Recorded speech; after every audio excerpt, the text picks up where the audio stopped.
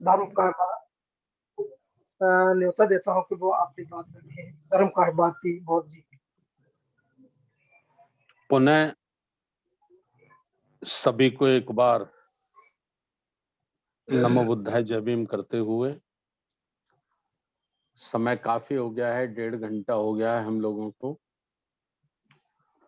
मैं धन्यवाद करना चाहता हूं अपने उत्तर प्रदेश के उपाध्यक्ष आदरणीय दशरथ मौर्य साहब को। उन्होंने काफी विस्तार से शुरू में ही धम्मप्रिय अशोक चक्रवर्ती सम्राट जी के जीवन के बारे में बताया। धन्यवाद करना चाहता हूं मैं मध्य प्रदेश के उपाध्यक्ष आदरणीय उदयवान बौद्ध जी को। उन्होंने अशोक सम्राट जी के जीवन के बारे में बताने के साथ साथ वो लंबे समय से इस मिशन में काम कर रहे हैं, उसके लिए भी मैं उनका धन्यवाद करना चाहता हूं। आदरणीय बाबूजी राजाराम आनंद जी का, जिन्होंने काफी विस्तार पूर्वक इतिहास की कई ऐसी घटनाएं जिनकी और कभी हम लोगों का भी ध्यान नहीं गया, उन्होंने उनकी ओर ध्यान दिलाया। मैं उनका भी बहुत बहुत धन्यवाद करना चाहता हूं। हमारे राष्ट्रीय उपाध्यक्ष महेश्वर बौद्ध जी का, उन्होंने भी अपना बल दिया कि हमें इस ओर ज्यादा ध्यान देना चाहिए, काम करना चाहिए। और हमारे राष्ट्रीय कार्यकारी अध्यक्ष जी बादल सिंह बौद्ध साहब, उन्होंने भी इतिहास की कई चीजों को दोहराया, याद दिलाया। उनका भी बहुत बहुत धन्यवाद करना चाहता हूं। और बस मैं ये निवेदन करना चाहता हूं कि भारत सोने की चिड़िया था, दूध दही की गंगा जिस देश में बहती थी उसका नाम भारत था। और अखंड भारत एक शब्द आप लोग हमेशा सुनते होंगे, हमारे वक्ताओं के मुख से आप लोग सुनते होंगे कि हमको अखंड भारत बनाना है। तो ये अखंड भारत जो शब्द आता है, तो ये उसी काल का आता है जो काल अशोक सम्राट का था, या बुद्ध शासन काल जिसे कहा गया है, या मौर्य शासन काल जिसे कहा गया है। अखंड भारत, भारत का मतलब आज हमारी जो सीमाएं, ये भारत हो गया। और इसमें जो अशोक सम्राट के शासन काल में जो सीमाएं थी, जिसमें अफगानिस्तान, बांग्लादेश, हमारा नेपाल, पाकिस्तान, तो म्यांमार, कई और भी राष्ट्र थे, ये सब मिलाकर एक बड़ा भारत, संपूर्ण भारत, अखंड भारत। तो अखंड भारत की जिसने स्थापना की, उनके सारे साहित्यों को, सारे इतिहासों को खत्म कर दिया गया। मैं बहुत पहले पांचजन्य पढ़ता था, जो आरएसएस का अखबार निकलता है, लगभग आज से 30 वर्ष पहले की बात मैं आपको बता रहा हूँ। तो एक बार मैंने उसमें पढ़ा था, मुझे पूरी तरह से अच्छी तरह से याद है कि भारत का बहुत बड़ा नुकसान अशोक ने किया है, अशोक ने किया, ऐसा उसमें मैंने पढ़ा पांचजन्य में।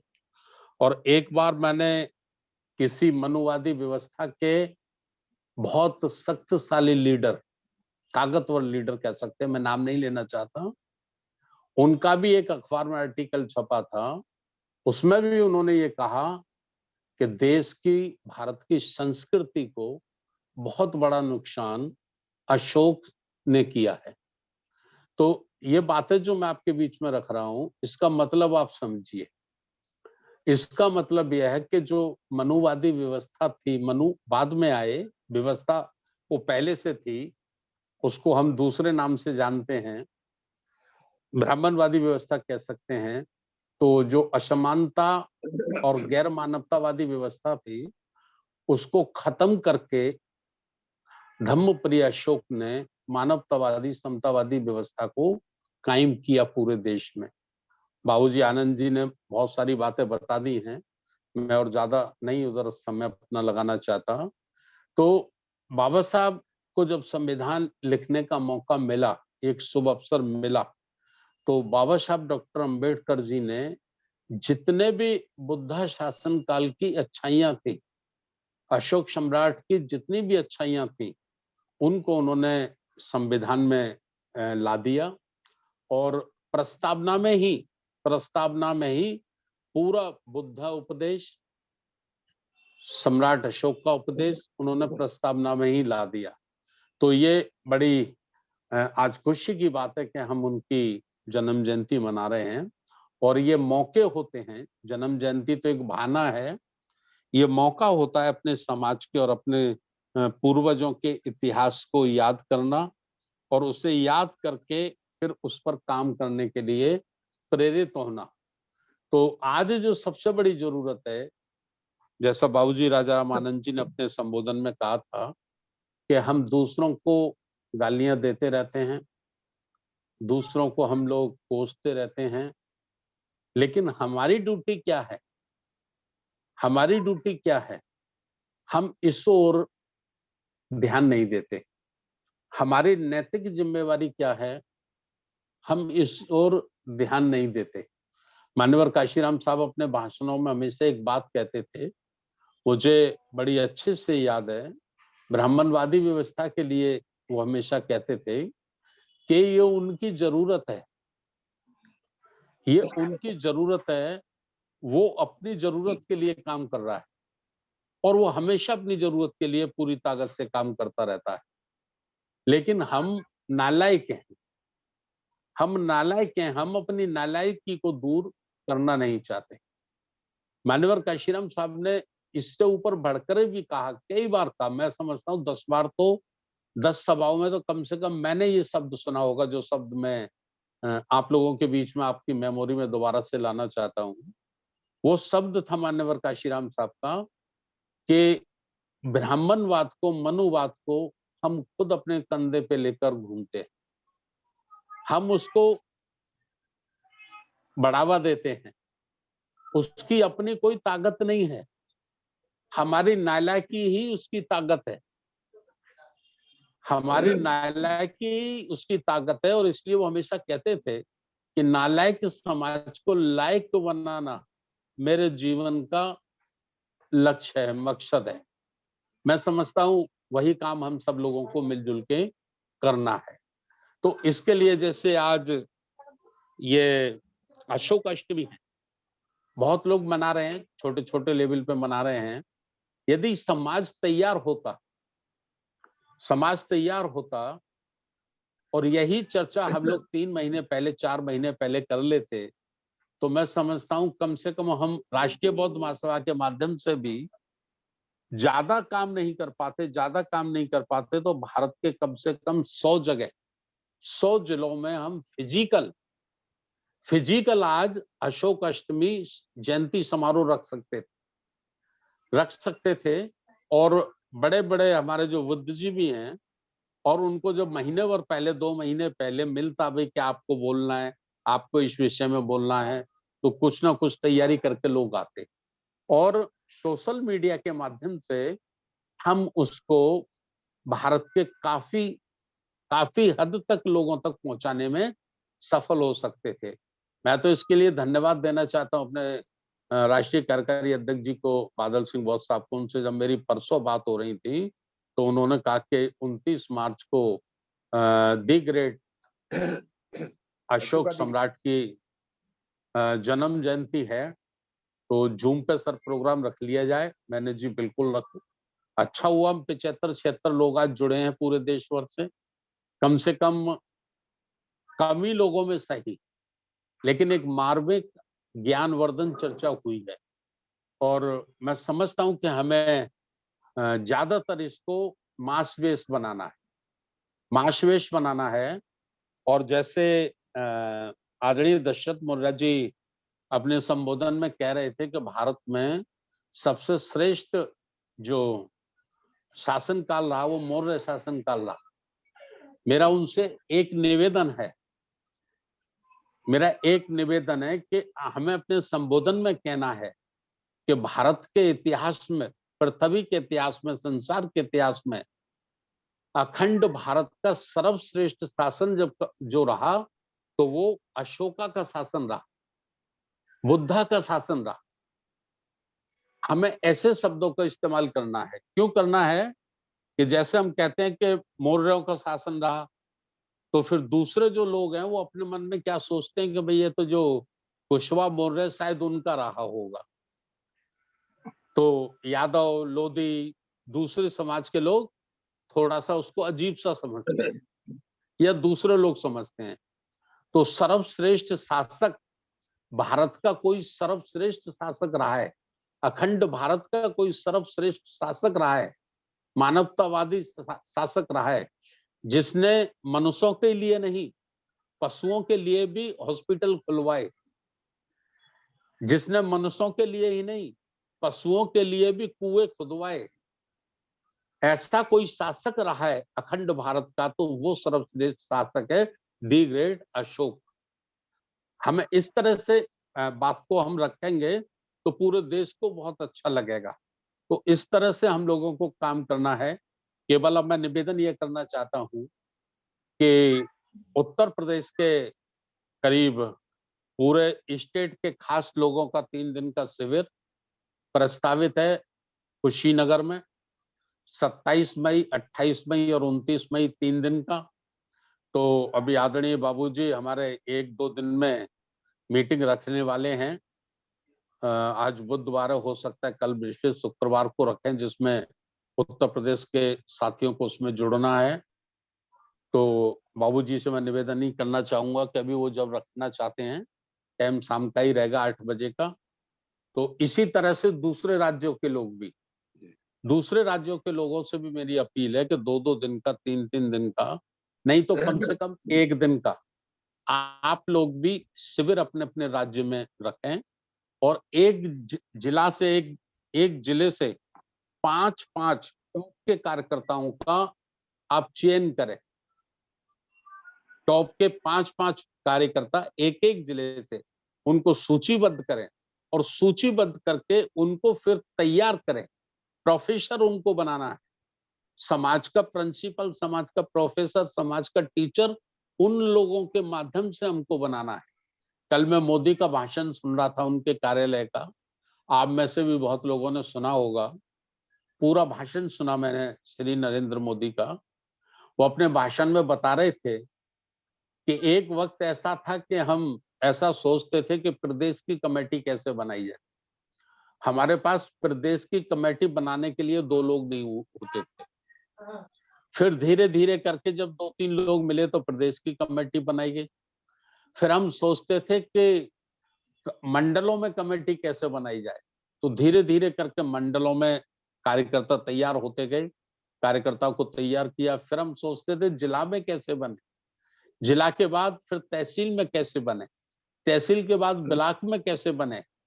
ये प्रयास ये प्रयास निरंतर कार्यकर्ता करते रहे और आज हम पन्ना प्रमुख तक पहुंचे हैं। ये नरेंद्र मोदी के कल के शब्द हैं उनके कार्यालय के उद्घाटन के, जो लाइव टेलीकास्ट सारे न्यूज चैनलों पे चल रहा था। तो इस किस्म से मेरा कहने का मतलब है कि देखिए आंदोलन 2 प्रकार के होते हैं। एक उत्सव होता है, उत्सव यानी खुशी मनाना, गाना गाना, नाचना, बढ़िया खाना, उल्लास उल्लास करना।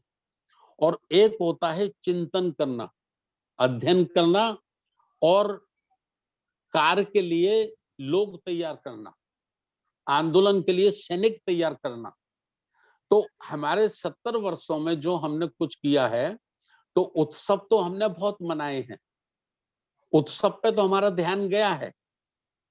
लेकिन समाज को तैयार करने के लिए जो वर्कर बनाना है, मिशनरी समर्पित जो कार्यकर्ता बनाना है, उस पर हमारा ध्यान मान्यवर काशीराम साहब का ध्यान उधर और गया था। उन्होंने सरकारी वामसेफ के माध्यम से काफी समाज को तैयार करने के लिए लोगों को तैयार किया।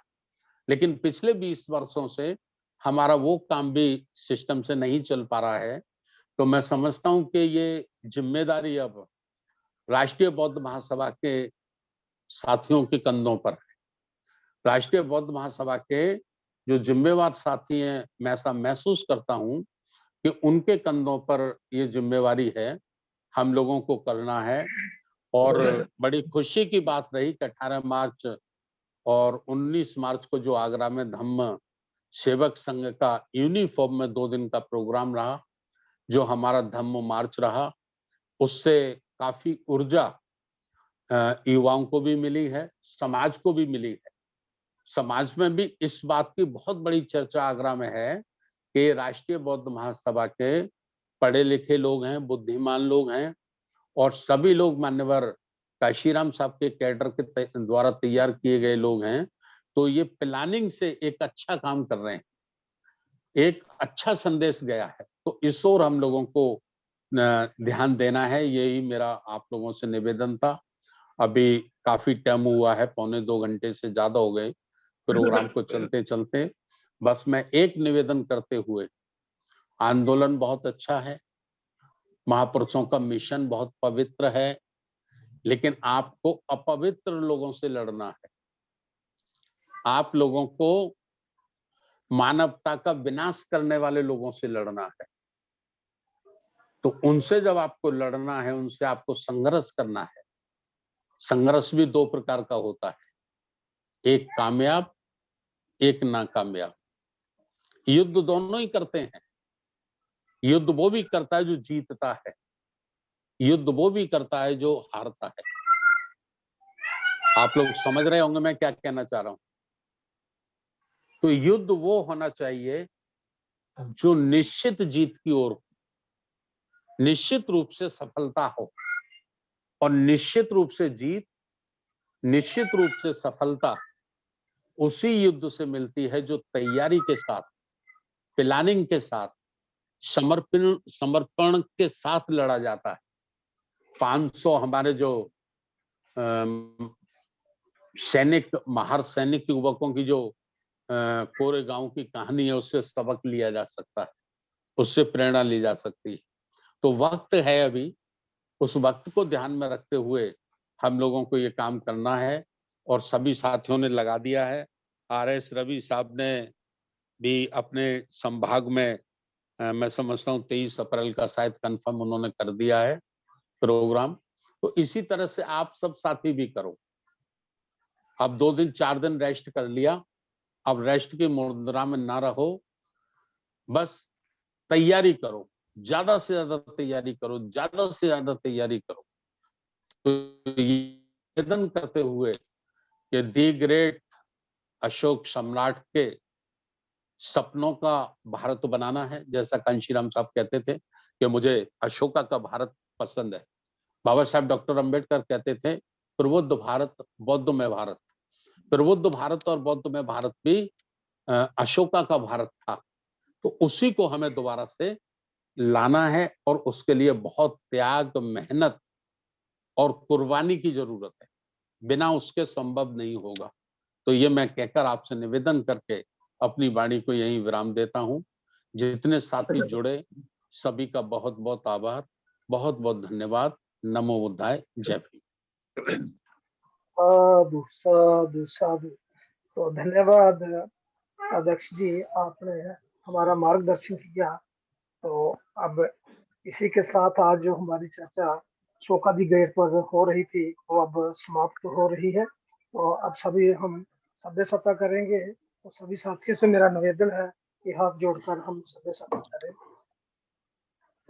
सभ्य सत्ता सुखी हंतु सब्बे हंतु चखे विनो सब्बे भद्राणि पश्यन्तु महाकिंच दुख महागमा सब्बे सत्ता सुखी हंतु सब्बे हंतु चखे विनो सब्बे भद्राणि पश्यन्तु किंचिन दुख महागमा सब्बे सत्ता सुखी हन्तु सब्बे हन्तु चखे विनो सब्बे सर्वे भद्राणि भद्राणि पश्यन्तु पश्यन्तु मा मा किञ्चित् किञ्चित् दुःखमागमा दुःखमागम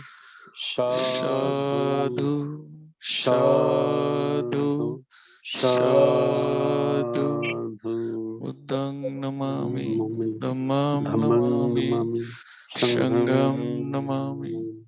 संसार के सबका सारे प्राणी सुखी रहें, निरोग रहें, खुशहाल रहें, सबका मंगल हो, सबका मंगल हो, सबका मंगल। सबका मंगल हो, सबका मंगल हो। जय भीम।